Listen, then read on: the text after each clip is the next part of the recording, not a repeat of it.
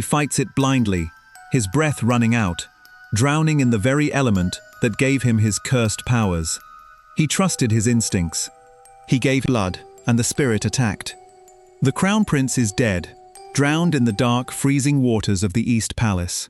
His mother wails in agony, begging his lifeless body to wake up. But no amount of tears can bring him back. A sinister entity is hunting the royal bloodline, picking off the king's sons one by one. Who is slaughtering the heirs? The king sits on his throne, his face an emotionless mask of authority. While the royal court panics over a cursed spirit, he demands absolute silence. He publicly declares that ghosts are nothing but petty myths and threatens to execute anyone who dares to speak of them. But fear is a difficult thing to hide. In the shadows, the king knows the horrifying truth. History is repeating itself. 30 years ago, the royal heirs were wiped out in exactly the same brutal fashion. And the entity has already claimed its next victim. Prince llaman suddenly collapses, his body violently contorting as a distorted, demonic voice erupts from his throat. The spirit possesses the young boy, screaming a promise to completely dry out the seed of the royal family. The king is desperate. He summons a man named qu'un, a filthy, low-born outcast with a terrifying gift. qu'un can see the dead. Decades ago, his mother, a cursed shaman, threw herself into a freezing river. She died. qu'un miraculously survived underwater for 15 minutes. The water gave him life, but it also forced his eyes open to the horrifying world of spirits. Now, qu'un is dragged into the palace against his will. The king gives him a chilling ultimatum: destroy the spirit, or personally lose his head. qu'un is kidnapped and locked inside a cursed abandoned residence within the East Palace, where people mysteriously die in the night. The air is thick with dark, sinister energy. He explains to his assigned assistant, Court Lady Sengang, that this isn't just a simple haunting. There are entities known as qu'un, souls born of pure resentment, bound to the earth by their agonizing hatred. She had no idea that she was locked in a room with something far worse than a ghost. Meanwhile, the royal court tries to fight the curse using a renowned shaman. It is a spectacular, frenetic display of chanting, bells, and desperate prayers. But what he didn't know yet was that human magic means nothing to true rage. The shaman's rituals fail completely. The spirit strikes Prince llaman again, violently choking the life out of him, while the holy man cowers in fear.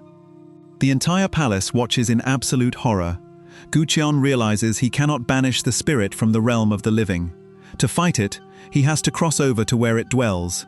He demands a peach tree branch that points to the east. qu'un slashes his own hand, smearing his warm blood across the jagged wood. He tells the terrified court lady not to save him, no matter what happens, because he is crossing over into the world of qu'un, the realm of the dead. The physical world instantly vanishes. He is completely submerged in a pitch-black, suffocating void. The water violently burbles and shifts around him. A monstrous, spectral shriek echoes through the suffocating darkness. The spirit lunges. He fights it blindly, his breath running out, drowning in the very element that gave him his cursed powers. He trusted his instincts. He gave blood, and the spirit attacked. The spirit's terrifying screams shatter the silence of the void. qu'un thrusts the blood-soaked peach branch forward, demanding to know the creature's grudge. The monster finally strikes. qu'un stares into the terrifying face of the entity, murdering the king's sons. He realizes this is no random act of violence. This spirit carries a deep, agonizing grudge that is directly tied to the royal bloodline. But the worst part wasn't what happened. It was what came next. We always assume that ghosts are the villains. We assume that the living are the innocent victims who need to be saved. But what if the king isn't the victim at all? What if the real monster is the one currently sitting on the throne? When the bloody sins of the father finally come back to butcher the sons, whose side will you be on? You absolutely have to see what the spirit reveals next. He isn't fighting a normal ghost. He is fighting a qu'un, a spirit born of pure resentment and bound to the palace by an agonizing curse. The entity attacks, its spectral shrieks echoing through the darkness. qu'un violently slashes back with a blood-soaked peach branch, but the spirit is too powerful. It wraps around him, dragging him deeper into the void, choking the life out of him. He realizes that if he doesn't make a sacrifice, he will drown in this realm of the dead. "Let us make a deal," he gasps out to the darkness. "I will give you half of my yang energy, and in return, your help is all I require." He offers half of his own life force. While Guqian fights in the spirit realm, the physical world is collapsing into chaos. Prince Yengan is violently possessed, his body thrashing as the spirit attempts to finish the bloodline once and for all. The royal shamans are completely useless, their frantic chanting doing absolutely nothing to stop the entity from crushing the young boy's throat. The king's line is moments from total extinction. Guqian wakes up, gasping for air on the floor of the palace. He didn't banish the spirit, but he weakened it, buying the prince a temporary reprieve. But Guqian's failure reveals a terrifying truth. He can't destroy the spirit because he doesn't know its true identity or the source of its grudge. He had no idea that the answer was hiding right next to him. Guqian confronts Court Lady Sengang, his assigned assistant, and demands to know her true identity. He realizes she isn't just a court lady. She has the delicate hands of royalty and possesses spiritual abilities that mirror his own. She is the king's hidden daughter. The king summoned his secret, estranged daughter back to the palace to spy on Guqian, treating her as a disposable pawn in his war against the ghosts. Guqian doesn't expose her. He proposes an alliance. Together, they begin investigating the dark, hidden history of the palace to uncover the origin of the pond spirit. Sengang reveals a chilling memory from her childhood. She heard a spirit whisper a riddle. The serpent's shed skin killed the dragon's child. They decipher the code. The dragon's child refers to the late crown prince, and the serpent refers to the queen dowager, who was born in the year of the snake. The spirit was accusing the queen dowager of murder, but the worst part wasn't what happened. It was what came next. They discover that the queen dowager silenced the accusation in blood. 30 years ago, she locked the court ladies who heard the rumor inside the salt storehouse and burned them all alive, sealing their bones in jars to prevent them from seeking revenge. The pond spirit wasn't a random monster. It was a curse. The true pond spirit is the ghost of the most favored lady of the court, a concubine who was brutally executed 30 years ago. Before she died, she screamed a curse that would haunt the palace forever. "From this day on, no royal blood shall flow within these walls. I will wipe out the royal bloodline and dry out the seed of the East Palace." The king's brothers didn't die of a mysterious illness. They were slaughtered by a curse born from the queen dowager's cruelty. And if you think that was bad, wait until you hear what she does next. The queen dowager knows her dark secrets are being unearthed. She realizes the king is using Guqian to expose her crimes and strip her of power. She meets with Prince Ixang, a scheming collateral member of the royal family, and plots to usurp the throne.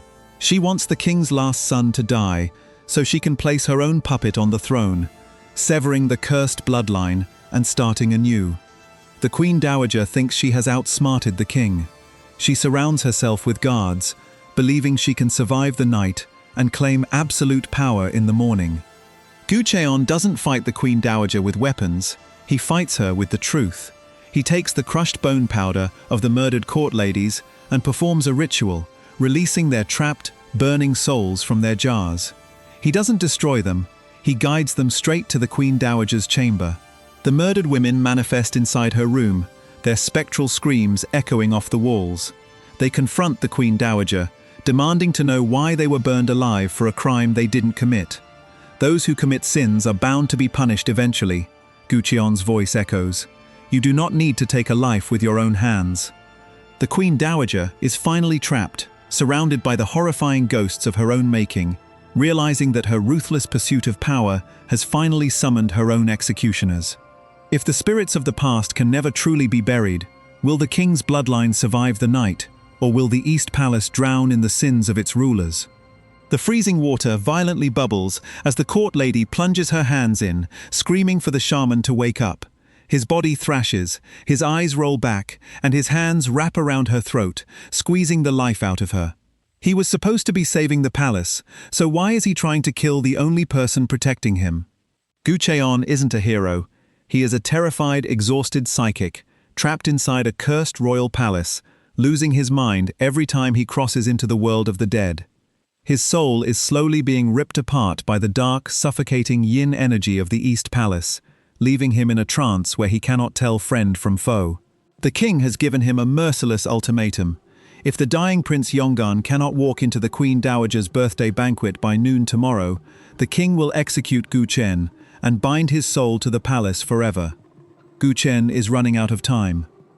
But to kill a ghost, you have to know exactly who it is. And the only person holding that secret is Court Lady Jiang, a woman who would rather die than betray the Queen Dowager's dark history. Gu Chen doesn't ask politely. He locks Lady Jiang in her quarters and uses his abilities to summon the terrifying presence of the pond spirit directly to her door. As the demonic entity scratches at the walls and a spectral baby cries in the dark, the terrified woman finally breaks.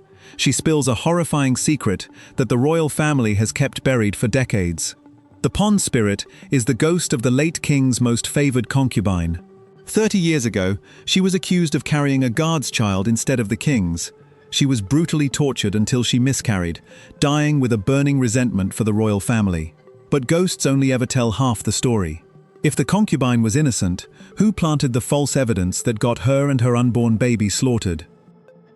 He needs to find the true identity of the vengeful pond spirit slaughtering the royal bloodline, but the only clue lies in the abandoned, haunted house of a dead royal guard. Court Lady Sengang holds a dark secret of her own. 10 years ago, the cruel Queen Dowager framed her innocent mother, resulting in her mother being poisoned and Sengang being exiled. She didn't return to the palace to serve, she returned to kill the Queen Dowager. But to get her revenge, she needs Gu Chen alive, and Gu Chen is about to do something incredibly stupid. He realizes the only way to find the pond spirit's weakness is to project his soul out of his body and directly into the dead guard's haunted estate. He brings a lightning-struck jujube branch, a weapon that can strike down spirits without rotting, and leaves his physical body behind. She had no idea that she was supposed to be guarding his tether, but what happened in that courtyard changes everything about this cursed story. Gu Chen's soul enters the spirit realm and is immediately attacked by the monstrous ghost of the royal guard. They clash in a brutal, bloody fight. Gu Chen batters the spirit, demanding to know why the guard is protecting a cursed house even in death. The guard breaks down. He confesses that he betrayed the most favored lady, the woman who became the pond spirit, by making a false confession to save his own family. He buried the tiny baby shirt he made for their unborn child under a tree in the yard. He isn't haunting the house out of rage, he is waiting there to beg for her forgiveness. Gu Chen finally has the emotional weapon he needs to stop the pond spirit's rampage. But in the physical world, Sengang finds Gu Chen's body completely unresponsive. He is trapped in the void, unable to return, his soul slowly drifting away to become an Aqui, a ruthless, intensely evil spirit, born of massive karma. Gu Chen had warned her that if he died here, he would return as a monster and slaughter the king himself. She refuses to let him die alone. Sengang plunges into the water, projecting her own soul into the terrifying darkness of the spirit realm to pull him back. Sengang wanders the horrific, shadowy landscape, desperately screaming his name.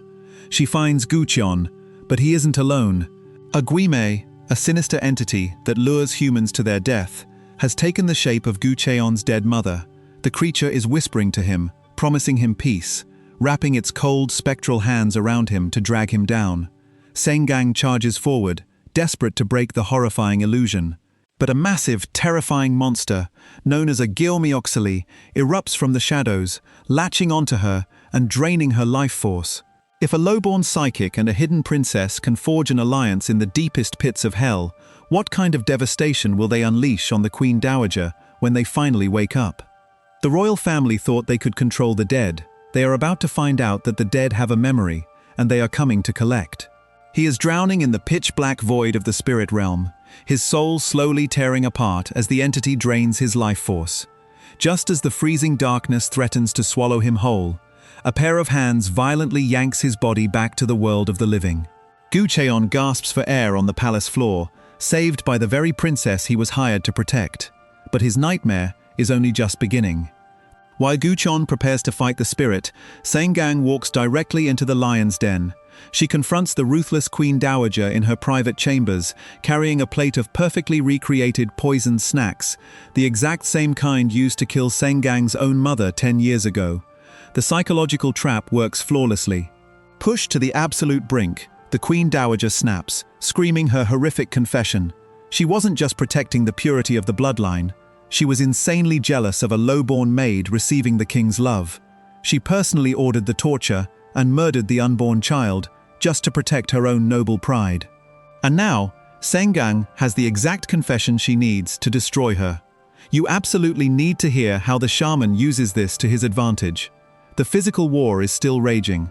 Gu Chuan plunges back into the freezing water, armed with a lightning-struck jujube branch, the only weapon capable of striking a spirit without rotting.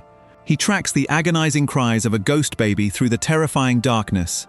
With a single, blood-soaked thread tied to an arrow, he strikes the spirit, breaking the chains of its 30-year resentment. The cries finally stop. Prince Yongan wakes up in his bed, completely cured.